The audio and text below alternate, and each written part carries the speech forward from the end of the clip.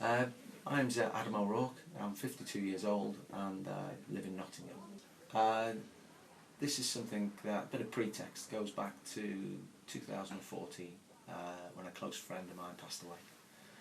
He died of leukemia, and I've known him for a long time, and during the process of trying to deal with his death, one of my colleagues mentioned a 365 challenge which involved doing press-ups, and that, in simple terms, started off on day one, January the 1st, doing one press-up, and the second Jan 2, etc.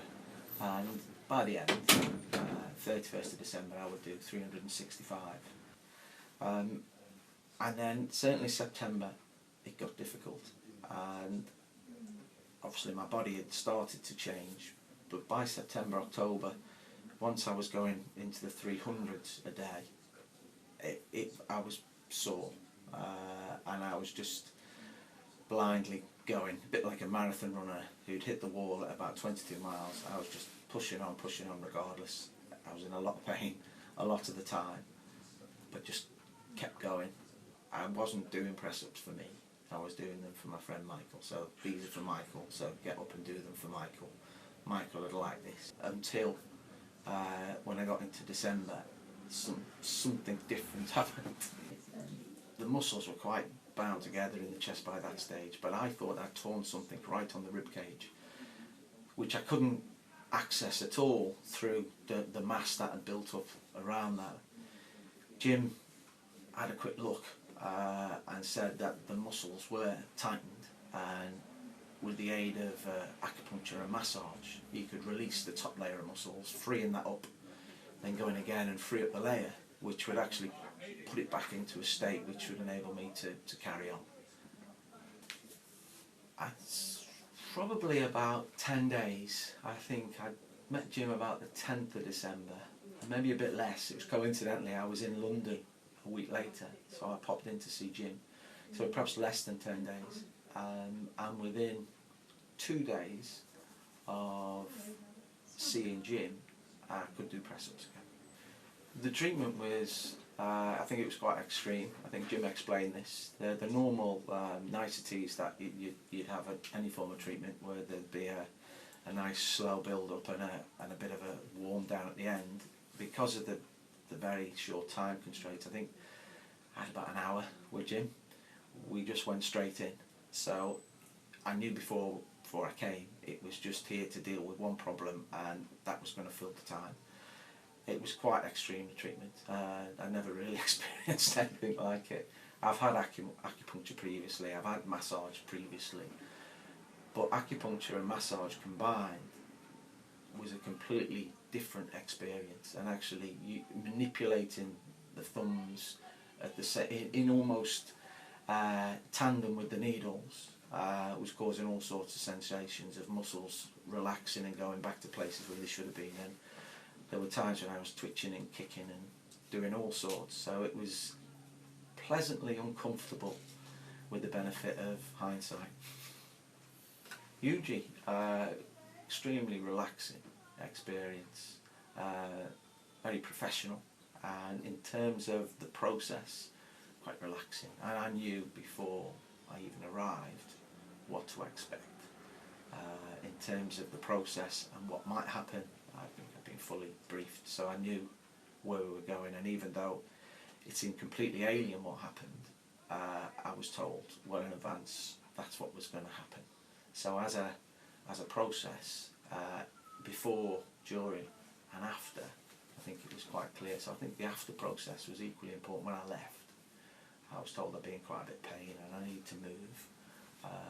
I was expecting to be in a lot more pain than it actually was, bearing in mind what happened and what I could roughly see. So within 2 days, as I say, the body had been transformed and had gone back to a place that I'd forgotten about. So it's quite transformational. I'd recommend yuji. I'd like to say to people that my experience was quite an extreme measure, an extreme treatment. So I think that the broader things that yuji do is something for people to explore. So not everybody will get or will have to go through what I went through, but I think it's just a measure of the, I suppose, the calibre or the breadth of thinking and knowledge within yuji, that if that's what I got in relation to a muscle, I could only assume that if I came with some form of allergy or condition, I'd get the same depth of treatment by people with that breadth of knowledge that I'd be comfortable with. So I'd happily, and I have already mentioned it to people who've perhaps got allergies and things like that, to say, well, it's not just about acupuncture. There's a lot more to this than putting needles in and playing with the body. There's a lot other bits that I've not even used.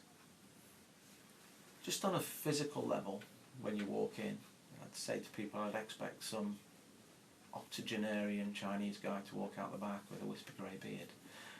It's just on a physical level. But from the understanding that I have, and it's quite limited, I'd say it's more of a holistic practice, which is looking at treating the body from the inside out. That would be my way of trying to describe what you do. The processes are actually connected, and it's not an isolated act, whether it's an isolated act of massage or whether it's an isolated act of acupuncture.